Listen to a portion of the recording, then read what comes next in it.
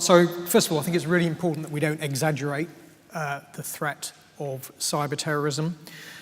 We know that extremists are very adept at using the internet. They have been for years. They use it for radicalization. They use it for secure command and control and for other means. But I think at the moment we're not seeing a huge amount of evidence that indicates them moving into the space of being able to use the internet for destructive cyber attack purposes as of today. And we know that there is some activity that goes on. I mean, they do sort of low-level defacement of websites, for example, things like that, but it's fairly low level. They're much more into the space of using the internet for communications, command control, propaganda purposes, and so on. And we've also known, we heard Neil talk about this, that their focus is kind of almost at the other end of the spectrum, really. Increasingly, it's on these relatively low-tech, simple vehicle, gun, knife attacks.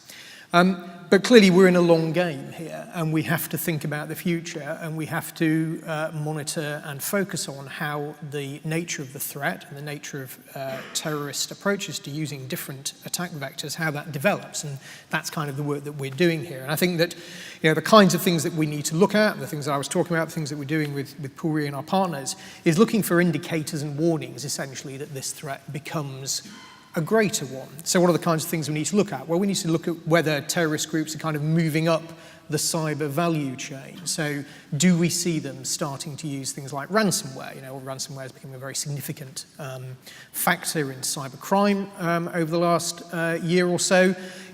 If we see terrorists starting to move into that space, it wouldn't engage the Pool Re cover, but it might be an indicator of an increasing willingness or interest in using cyber for more aggressive techniques. We need to look for whether there's talk about cyber, whether there's advocacy in extremist circles of cyber as an attack vector. Again, not something we necessarily see much of at the moment, but we need to keep an eye out for that. I think also, critically, there are a couple of other things.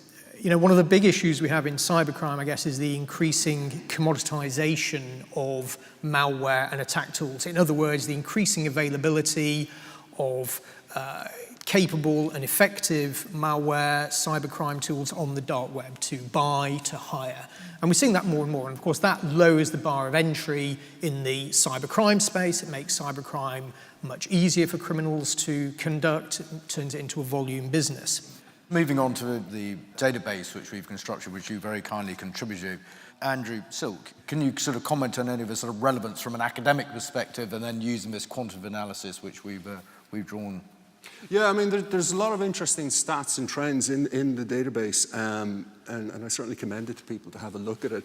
One of the things that stands out for me is if we were to talk about terrorism in the UK 10, 15 years ago, we'd probably say that the UK was leading Europe at that time, that what was happening in the UK was ahead of the curve of what was happening on continental Europe. That the experience of France, Belgium, Netherlands was coming, they were experiencing problems that we had already had for 4 or 5 years. And what seems to be the picture today is that actually Europe is a little bit ahead of us, that role has switched. So for example, France started to experience problems ahead of the UK, and the UK is kind of coming a little bit behind. And that's an interesting trend, an interesting switch to consider in terms of the type of threats people are facing, and also what type of problems we might have next year and going forward. I think some of the other trends which stand out for me, I mean, one which is important is in relation to, for example, the perpetrators of the successful attacks. The database suggests that 1/3 of the perpetrators were on the intelligence radar when they carried out the attack. And going back to what Neil Basu was saying earlier, I mean, one of the points which struck me was that he was saying that surveillance capacity for CT in the UK was already maxed out. They were operating at the very limit of what they could do in terms of monitoring people. And I think that's significant because people often then question, well, if this person was on the radar, how was it that they were able to carry out this attack? And if you've got Neil Basu making the point that we're watching as many people for as much as possible as we possibly can, and we've got no more resources to do more, then that's one question to consider going forward. Do they need more resources? Do we need to think about how we deal with this? And it kind of takes us back again to the human intelligence side that we can't forget about. It's still important today, just as it was important back in 1993. But Amber, you may have a comment, because one of the points which Neil made in his speech was that, rather like the NHS, it's much cheaper to prevent than to cure. And picking up on the sort of resource question which Andrew's highlighted then, and I was struck by a comment Neil again made at a previous talk, is that he said, if I had all the resources I needed to do this, I wouldn't want to live in this country, which I thought was very telling. But yes, I mean, I was constantly asking that, do they have sufficient resources? And I think they were, the security services were having trouble recruiting at the scale of the resources that they have, because there has been a huge uplift in the resources made available for human intelligence. I mean, the Anderson review looked at ways to improve detection, and it's not all about resources. It's about modernizing the way those resources are handled, and it's about getting the services to open up a bit about the names that they have, because in the past they've been quite closed about sharing them with local enforcement. So what we'd proposed through the Anderson review was trialing a number of closer relationships with targeted areas on the names that were under review. Out of 20,000, there's a few there that haven't been active for a long time, that if you were able to open up with local policing about, that they could look for other triggers. And they already have a system, for instance, looking, paedophiles who've come out of jail who are then sort of monitored occasionally on a sort of watch list. So opening that up and using our resources differently so we can spot it, I think is one of the things that we have been able to learn from the very unpleasant series of attacks in 2017. There is actually a learning there of how we can do it better, and getting the services to share a bit more of those names with local organisations in a piloted way is one of the outcomes that I think will make a difference. Andrew Glazzard from RUSI, you very kindly, you got the hospital pass, as I said, keeping that theme of prevent, not cure, of trying to forecast what the next 3 years might look like. And I'm thinking of, a lot of people have surmised that, the so-called military caliphate in Syria and Iraq's been defeated. Neil touched on the sort of the foreign fighters. They haven't yet emerged yet. I think that's a big yet. But we do see this threat of sort of homegrown, self-inspired terrorism. What's your prognosis of what might happen next?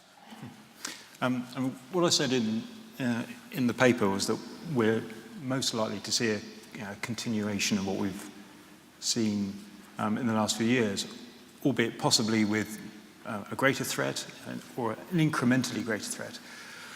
I find it difficult to kind of forecast something that would sort of dramatically sort of change the scenario, but we've got plenty to be getting on with. So I've said that we should expect both the persistence of the Daesh threat, but also we are probably likely to see some kind of resurgence of Al-Qaeda.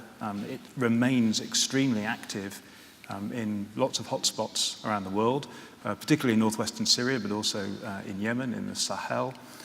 We should also not forget about Northern Ireland, which the Security Service has said is the most intensely operated in environment in Europe when it comes to terrorism. So even though the scale of attacks and impact is nothing like what the situation that Andrew was talking about historically, there's still a lot of dissident activity going on. And we've heard a lot today about the extreme right wing.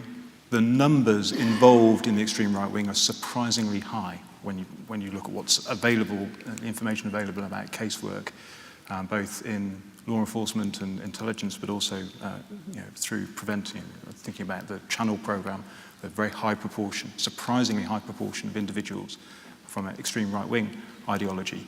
And it only takes one Breivik to carry out a very large and very destructive attack.